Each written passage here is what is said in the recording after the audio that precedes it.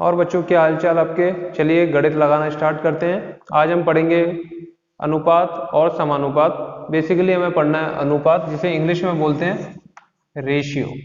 ठीक है, तो रेशियो क्या होता है सोचिए आप अपने मन में। आपके मन में आ रहा होगा a upon B, B upon C, 2/5, ये सब रेशियो है। सही सोच रहे हैं आप, यही होता है। लेकिन हम इसका इस्तेमाल क्यों करते हैं ये समझ लेते हैं। देखिए रेशियो का इस्तेमाल क्यों यूज होता है, ये होता है कंपैरिजन के लिए। मैं फॉर एग्जांपल आपको बताता हूँ। जैसे मान लीजिए कि आपका वजन जो है 50 kg है और मेरा वजन मान लीजिए 70 kg है, तो मेरा वजन आपसे कितना ज्यादा है, 20 किलो ज्यादा है। तो यहाँ क्या करा हमने, कंपैरिजन करा, यानी कि तुलना करी। यानी मेरा वजन आपसे 20 किलो ज्यादा है। क्या लगाया इसमें, हमने डिफरेंस लगाया, अंतर लिया। 70 में से 50 गए तो 20 जो आया ये अंतर आया। कंपैरिजन करने का एक तरीका ये हो गया। दूसरा एग्जांपल लेते हैं। मान लीजिए कि जो एक अंकल है और एक उनकी उनकी लड़की है। अंकल की हाइट है 6 फीट और उनकी बेटी की हाइट है 3 फीट। छोटी है अभी, उसकी हाइट है 3 फीट। तो ये अंकल की तो हो गई 6 फीट और डॉटर की हाइट हो गई, यानी बेटी की हाइट हो गई 3 फीट। तो यहाँ आया 2/1।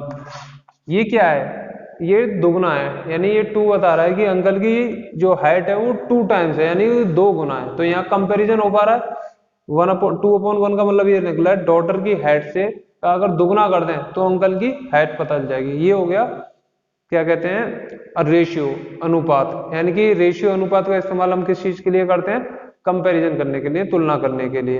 ठीक है, अगर कोई व्यक्ति की सैलरी 20,000 है और किसी व्यक्ति की सैलरी 1,00,000 रुपए है, तो जो 1,00,000 रुपए कमा रहा है और जो 20,000 कमा रहा है वो उससे कितने ज्यादा गुना कमा रहा है, वो कमा रहा है 5 गुना।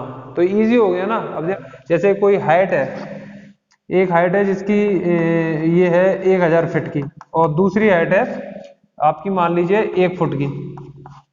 अब आप इसका ये डिफरेंस लीजिए, कंपैरिजन कर रहे हैं कि किसकी हाइट कैसी है। तो इसमें निकालेंगे तो कितना आएगा, 999 फीट आएगा। तो कंपैरिजन में कोई ज्यादा अंतर नहीं आ रहा अगर ओरिजिनल में बताएं। लेकिन अगर हम इसको ऐसे बताएं कि 1000/1, यानी कि इस जो टावर है इसकी हाइट 1000 गुना ज्यादा है, 1000 गुना है इसकी हाइट जो है, कितनी है, 1000 गुना है। तो समझ गए, ये बेसिक कंसेप्ट है, बस मैं समझाना चाह रहा हूँ। कोई भी चैप्टर पढ़े तो हमें ये पता होना चाहिए कि हम क्या पढ़ रहे हैं, उसका थोड़ा बेसिक मतलब पता होना चाहिए।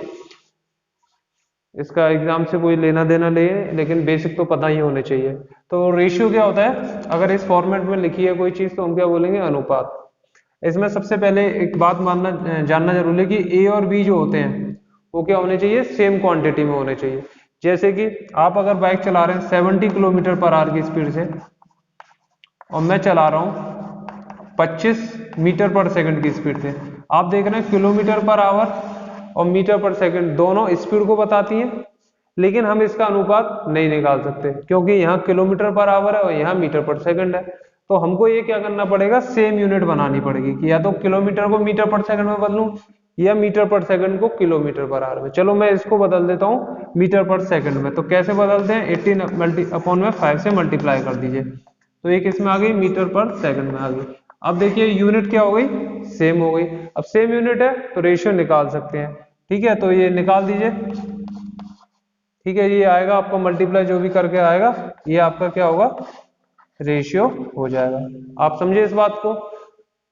यानी कि पहली बात हमने क्या समझी कि क्वांटिटी, वो जो यूनिट है वो सेम होनी चाहिए। ठीक है, जैसे कि एक हॉल में 25 महिला बैठी हैं और 20 पुरुष बैठे हैं, तो बताइए महिलाओं नंबर ऑफ फीमेल और नंबर ऑफ मेल का रेशियो क्या है। तो ठीक है, तो यहाँ पर इंसानों का जो महिला और पुरुष है उनकी गिनती है, क्वांटिटी है, उसका रेशियो निकालना है। ठीक है, इस तरह से हम निकाल सकते हैं। और अब हम दूसरी बात समझते हैं। दूसरा क्या होता है इसमें, दूसरी बात यह है कि ए और बी में, ए अपॉन बी में अगर किसी भी चीज से मल्टीप्लाई कर दें, जैसे कि मैंने 3 से इधर मल्टीप्लाई कर दिया, 3 से इधर मल्टीप्लाई कर दिया, तो कोई फर्क नहीं पड़ता क्योंकि ये डिवीजन में कट जाएंगे, वही चीज रहेगी। या डिवाइड कर दिया ए में 3 से और बी में भी 3 से, तो कोई अंतर नहीं आता है। यानी डिवीजन और मल्टीप्लाई करने से रेशियो में कोई अंतर नहीं आता है। ये दूसरी बात समझ गए। तीसरी बात मैं बड़े आराम से समझाता हूँ जिससे कि बहुत काम आएगी क्वेश्चन सॉल्व करने में। अगर आपको सवाल जल्दी करना है। मान लीजिए ए अपॉन की वैल्यू कितनी है 2/3 और 4 ऑप्शन दे रखे हैं। ए की वैल्यू 6, ए की वैल्यू 17 और थर्ड ऑप्शन है बी की वैल्यू जो है 7 और बी की वैल्यू जो है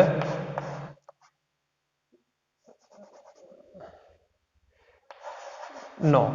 ठीक है, अब आपको ये बताना है कि अगर रेशियो ए अपॉन बी है तो इनमें से कौन सी पॉसिबल वैल्यू हो सकती है ए और बी की।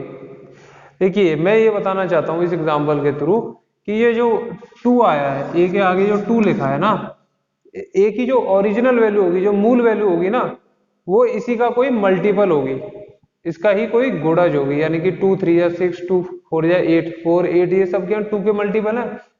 इसी तरह से अगर बी की वैल्यू यहाँ 3 लिखी है तो बी की जो ओरिजिनल वैल्यू होगी वो 3 का मल्टीपल होगी। अब हम पता कर लेते हैं। ए की वैल्यू 6 है और यहाँ ए का वैल्यू क्या है 2 लिखा हुआ है, तो ये 2 का मल्टीपल है। और इधर क्या लिखा है 17, यानी कि ए की वैल्यू जो हो सकती है वो क्या हो सकती है, ये हो सकती है और ये नहीं हो सकती। इसी तरह से बी की वैल्यू 3 है तो बी की वैल्यू 7 होगी या 9 होगी, 9 होगी, क्योंकि 9 जो है बी का मल्टीपल है। तो ये इधर आ गया, ये नहीं आएगा। तो ये कॉन्सेप्ट समझ के बहुत इंपॉर्टेंट है, आगे बहुत काम आने वाला है। बस दिमाग में रखना इन रेशियो जो एक इनके सामने जो वैल्यू लिखी होती है उसी की मल्टीपल होती है ओरिजिनल वैल्यू। ठीक है, तो अब हम नेक्स्ट वीडियो में क्या करेंगे, क्वेश्चन लगाएंगे। ये एक इंट्रोडक्टरी वीडियो थी रेशियो एंड प्रोपोर्शन की। ठीक है, मिलते हैं नेक्स्ट वीडियो में।